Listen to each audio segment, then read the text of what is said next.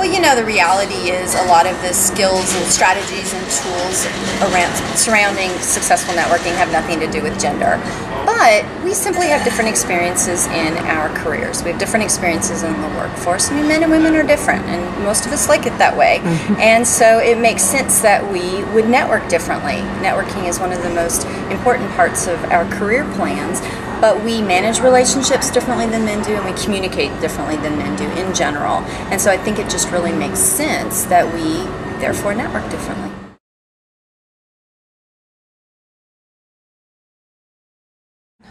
I think that one of the things women do really well is build very deep, loyal, long-lasting relationships, and a lot of times it's based on personal connections.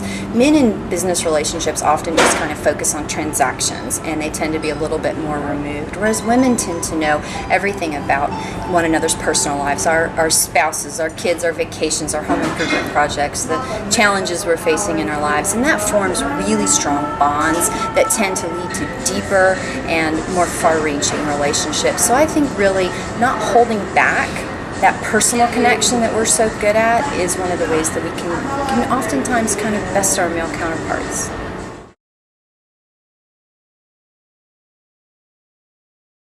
Yeah. I think actually I'm going to do the first step and the last step. And the first step is to have a purpose and a plan. A lot of people tend to do networking just because they think they should, and they're not really sure what they're trying to achieve. They go into an event or join an organization without any goal in mind. They just think it's something that they should do. And then they're surprised when it doesn't lead to anything. If you want to meet somebody specific, that should be your goal. If you're trying to raise your brand awareness and your credibility with a particular audience, that should be your goal.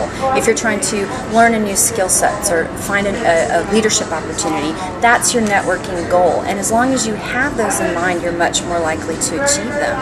The end of going to an event with a goal is following up. We all have great intentions about networking. We meet somebody, we have good chemistry, we're interested, we pass a lot of interesting tidbits about one another to each other, and we exchange business cards, and we both mean to follow up, and then it just kind of floats away into the atmosphere. If follow-up happened consistently, more relationships would go farther so much more quickly. And follow-up doesn't have to take a lot of time. It can be as simple as a handwritten note, a quick email, it was nice to meet you. And then trying to really get that relationship going, looking for opportunities to get back in touch with that person and to take it to the next level. As I said, good intentions won't get you very far. And if you meet somebody and you have a connection, regardless of whether there's a specific next step, the key is to really follow up.